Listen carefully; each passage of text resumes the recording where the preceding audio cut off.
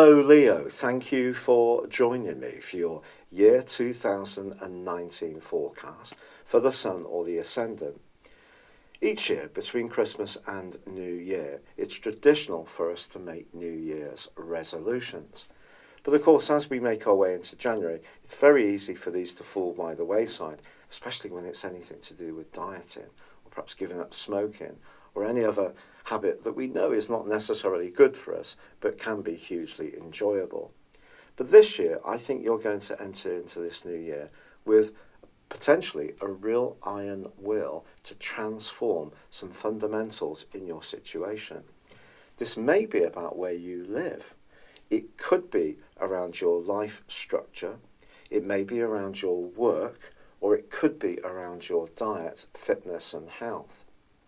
But as you enter into this new year, Mars has returned to the sign of Aries, which is your sister fire sign.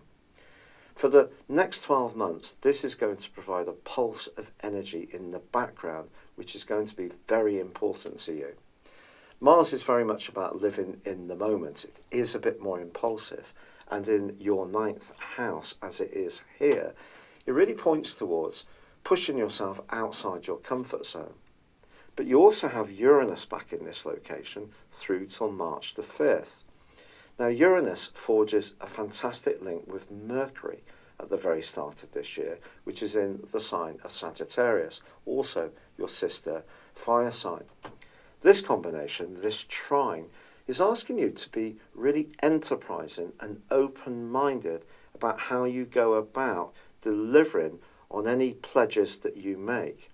So, although you may have a strong sense of self-discipline, it doesn't mean to say that you have to go about your targets in just a very ordered way.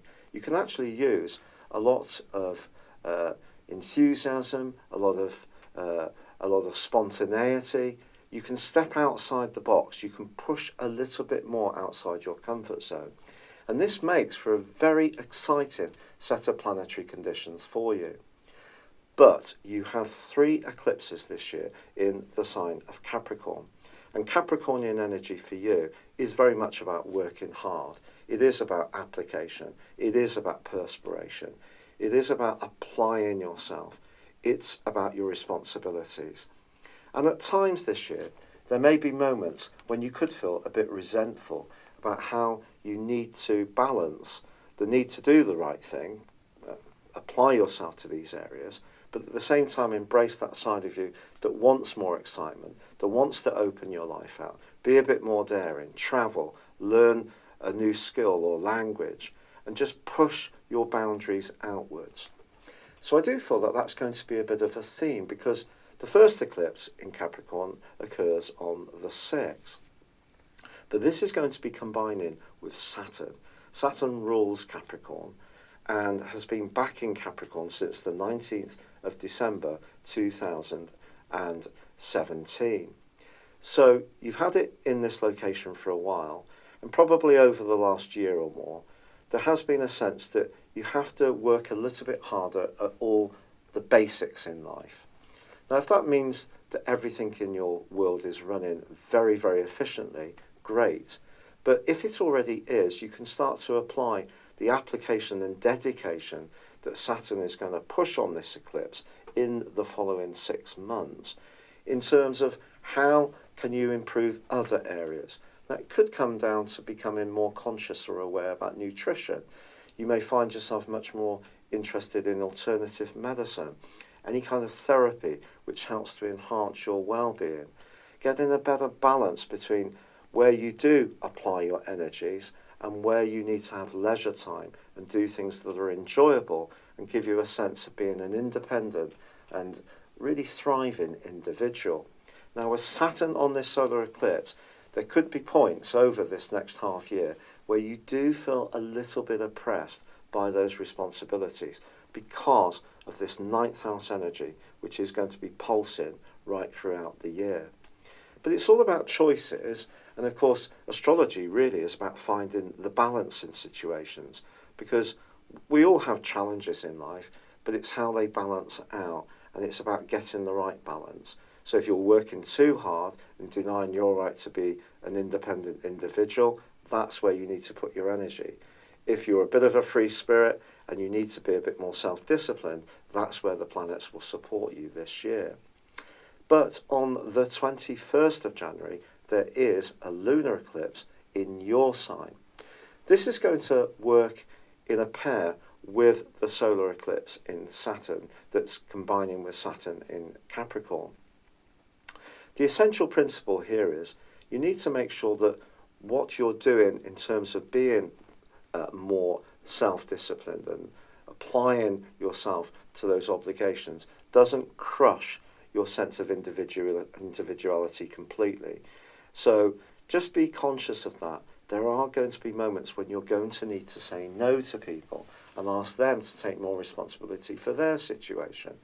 But also, it's going to be important in the next 6 months, if that happens, not to feel guilty about it.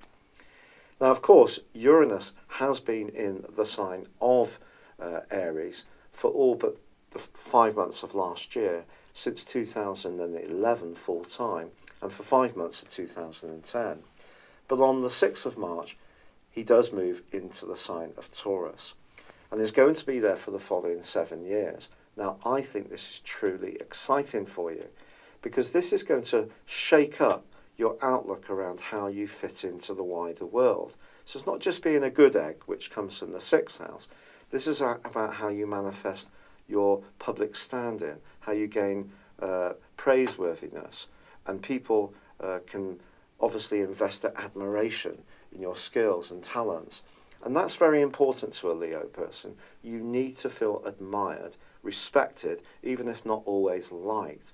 And Uranus moving into this area for this longer period of time is going to give you an opportunity to be much more open-minded about the types of jobs you can have. Perhaps technology can play a role in your life to a greater degree. It is for most of us. But I think you might be surprised by what you start at the beginning of this year may not be what you're doing at the end of this year. A change of employment is definitely possible. There's also the chance that you may change where you live. And at the very start of this year, with Venus in your 4th solar house, some kind of reordering to your home may be part and parcel of the picture that you're trying to gain this greater efficiency around. That could just be a big declutter. Maybe it's going to be some furnishings you buy in the sales. Perhaps it's going to be some redecoration. But all of this will help you to feel that your life just works more efficiently. So that's a big thing. But Venus actually moves on the 5th of January into Sagittarius. So in the lead up to when the Sun enters into Aquarius on the 20th, and you're going to start to be more focused on relationship matters, I just feel that there is an opportunity, if you're single, to be thinking much more about your romantic situation. But Uranus moving to the very top of your horoscope could also see you encountering some less predictable professional situations. This could be short-term contracts. It could be a boss that's himself or herself as an individual a little bit changeable. Or maybe you will have to go through a period of just trying things out, a period of experimentation. And this isn't going to be just for this year. It is going to go on for the next 7 years. Probably at the end of that period, you will get to what's really, truly right for you. Because what Uranus asks us to do is to make sure that we are fulfilling the part of our nature which is more creative. It's not about complying to rules and regulations so much. It's more about being true to our deeper selves. So if you are someone who's used to being a bit more of a traditional and conventional player, then that could be what changes for you. You may find yourself becoming more radical in your approach to your whole life. This is very, very exciting stuff. But from the 6th of April through to the end of June, there's going to be a planetary aspect which affects all of us very deeply. This is a combination between Saturn and Pluto in Capricorn. They come together in a conjunction. This is about change. Saturn's about structures. Pluto is about transformation. When the two are together, something is certain to alter for you. But I feel that if you're a hard-working person who tends to be very attuned to looking out or looking after other people, So the more mothering role in a family, although you could be a father, or you're in a work situation where you have a lot of obligations and responsibilities, I do feel that something can change around that. You need other people to step in and step up to the plate, to take a little bit more off you. You cannot be completely defined by just being very virtuous. It has to be something deeper than that. And if your role is like that, I do feel that it will start to wane for you. As I said before, if you're much more of a free-flowing type of person who tends not to be massively structured in your approach to life, this particular transit could really see you get your act together in a very, very good way. So something's going to change in a major sense for all of us between the 6th of April and the end of June, when both planets are then going into retrogrades, and the following 5 months are going to be an important, 5.5 months, are going to be an important time for you around that life structure. But then Jupiter slams on the brakes, and Jupiter is going to be a very, very big ally for you this year, Leo, because it's in your 5th solar house, it's back home in Sagittarius, the zodiac sign it rules, for the first time in 12 years, and it's going to be there through till the 2nd of December. And this very much is about you showing your talent, your enjoyment of things is very important. So whatever those virtuous responsibilities are, if you can make sure that it's fun as well, Jupiter is going to be part of that picture. But Jupiter goes into a retrograde, and this is going to mean that some of the things that you've been experimenting with might not necessarily have worked out, but keep the faith. Things are going to keep evolving. Now, at the very start of this year, as you entered into the new year, the North Node, the point of destiny, had inverted back into the sign of Cancer. And on the 2nd of July, there is going to be a solar eclipse that occurs in the sign of Cancer, which for you is very much about the more psychological side of your being. And with the North Node in this location through to the 20th of May 2020, I just feel learning about yourself at a deeper level, a more sensitive level, a more spiritual level even, is going to be a very important thing. And this solar eclipse is going to reinforce that. Now, the lunar eclipse, which occurs on the 16th of July, is back in the sign of Capricorn, but it embraces Pluto, the planet of change. So I think you can see there's a pattern evolving here where the enterprise of your solar return, which is absolutely marvellous, the change in energy of your work and life role in terms of how you fit into the wider world with Uranus, you can see that there is going to be a need to be very disciplined at times, but not to be defined by that discipline. And there's going to be times when you need to break out of that and show your individuality, coming from the lunar eclipse in your sign on the 21st of January. But then on the 16th of July, as this lunar eclipse occurs in Capricorn, it's back into that sense of duty again. Now this is going to be reinforced even more when on the 3rd of December, Jupiter makes its way into Capricorn. It's just such a Capricorn energy. It's unbelievable. And then on the 26th of December, on Boxing Day, St. Stephen's Day, there is another solar eclipse, an angular solar eclipse, which occurs in Capricorn, and that's going to be conjunct Pluto again. Pluto is about renewal, but it's also about death. It's about secrets. It's also about hidden enemies. It's about power. It's not a light influence. It's one that can be quite incredibly powerful. Sometimes when we embrace change, Pluto just takes us along in a very positive way. When we resist change and we're sticking our heels in, Pluto can almost make things happen that we don't want to happen. And then in the fullness of time, we can realise that actually Pluto was doing us some favours, but it was very hard to see when this was going on. So whether you're going to be pushing for change or change seems to happen to you, perhaps reluctantly, I do think change is going to be part and parcel of this year. And around your health, around your work, around your fitness, around your diet. And when I say health, I mean in the way that you can influence it positively.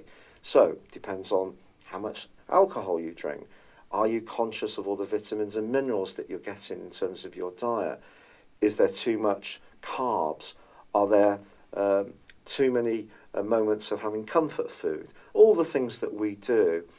A sense of discipline, which, as I said, is going to come from your New Year's resolutions, is something you can show enormous application to this year, as long as you do have those other areas of life which provide you with the opportunity to break out and be more free-spirited. If it's all work and no play, this year it would be more hard going for you. But Jupiter's role, as it goes into forward motion in early August, is going to be very positive for you in the second half of this year. And if you are single, don't be surprised if you meet someone through a gym membership, in a supermarket queue, at work. Something mundane could strike a conversation between you and somebody special, and Jupiter's help can be really important in this. In an existing relationship, I think it's very much to do with who does what in the tie. If you're someone who tends to do a lot of the support work, you could become resentful about that. If there's a good division of labour between you and a partner, then I just think you're going to become even more organised. It just depends on your unique situation. But one way or another, whether it's through your work, your home organisation, whether it is through your job that changes or a complete change of career, or whether it is through travel or being more enterprising in your approach, change is going to be an inevitable part of 2019 for you. If you'd like to know how this is going to pan out for you based on your unique birth details, your time, date and place of birth, please see the link beneath this video where you can order your 12-month forecast for 2019. It's actually generated from the time of the order, so if you order it at the end of January, don't worry, it will go through to the end of January 2020. But for now, it's been a real pleasure being with you. I'd love it if you would like or comment on this video, or if you've yet to do so, please do subscribe to my channel. Thank you.